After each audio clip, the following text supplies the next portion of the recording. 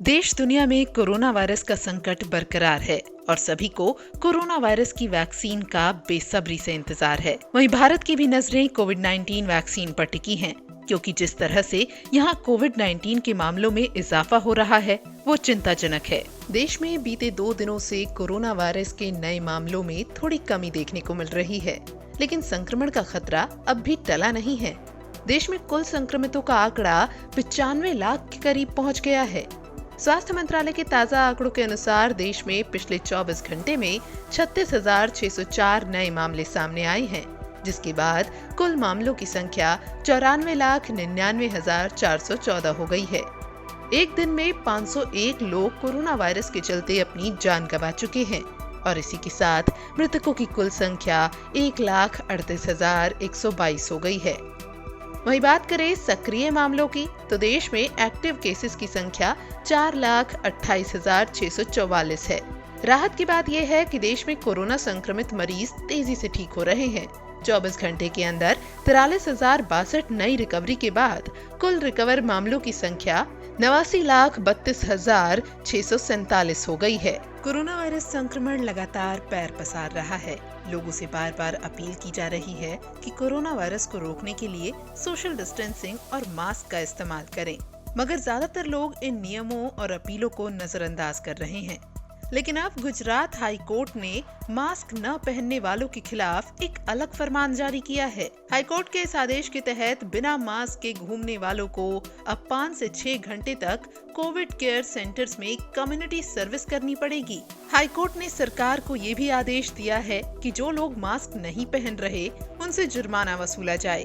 High court ने अपने आदेश में कहा है कि जो लोग जुर्माना नहीं दे सकते हैं उन्हें 5 से 6 दिनों के लिए कोविड सेंटर में सेवा के लिए भेजा जाए। वहीं भारत समेत दुनिया के तमाम देश कोरोना वायरस की मार झेल रहे हैं। ऐसे में दुनिया भर में कोरोना वायरस के कहर के बीच वैक्सीन का इंतजार कर रहे लोगों के लिए अच्छी खबर है। ब्रिटेन ने फाइजर और बायोएनटेक की कोरोना वायरस वैक्सीन के इस्तेमाल को मंजूरी दे दी है। इसी के साथ ब्रिटेन कोरोना वायरस की वैक्सीन को इस्तेमाल की मंजूरी देने वाला पहला देश बन गया है। मिली जानकारी के मुताबिक ब्रिटेन में अगले हफ्ते से फाइजर की कोरोना वैक्सीन लोगों को लगाने के लिए उपलब्ध होगी। ब्रिटेन सरकार ने ब्रिटिश नियामक medicine and health care product regulatory agency यानी MHRA की सिफारिश को मानते हुए इस वैक्सीन को मंजूरी दी है और इसकी पूरी जानकारी MHR की ओर से प्रेस कॉन्फ्रेंस कर दी गई।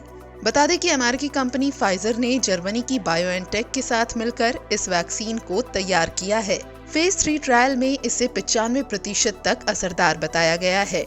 ट्रायल के नतीजों के आधार पर ये अब तक की सबसे असरदार कोविड-19 वैक्सीन मानी जा रही है।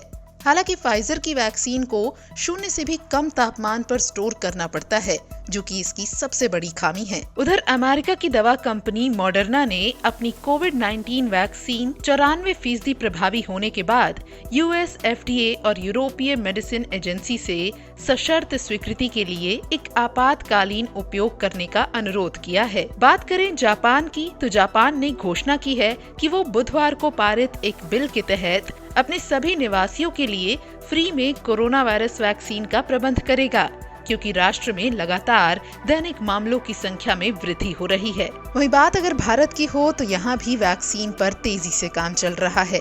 इस बीच भारत बायोटेक द्वारा विकसित की गई कोवैक्सीन के तीसरे चरण का क्लिनिकल ट्रायल पश्चिम बंगाल और कर्नाटक में बुधवार से शुरू हो गया है।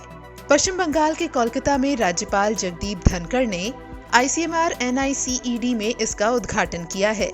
वहीं दूसरी ओर कर्नाटक में भी मुख्यमंत्री BS येदियुरप्पा ने वर्चुअली कोवैक्सीन के तीसरे चरण के क्लिनिकल ट्रायल का उद्घाटन किया। ये ट्रायल बेंगलुरु में medical sciences and research centre के वैदेही संस्थान में होगा। वहीं PM मोदी भी लगातार कोरोना वायरस की वैक्सीन के निर्माण से लेकर इसके वितरण से जुड़े कामों पर नजर बनाए हुए हैं। वैसे यहाँ एक बात जरूर साफ कर दे कि दैनिक जागरण कोरोना वायरस की किसी भी वैक्सीन या दवा के इस्तेमाल की सिफारिश नहीं करता है, न ही किसी दावे की पुष्टि करता है। दैनिक जागरण की वीडियोस सिर्फ और सिर्फ जानकारी के लिए हैं।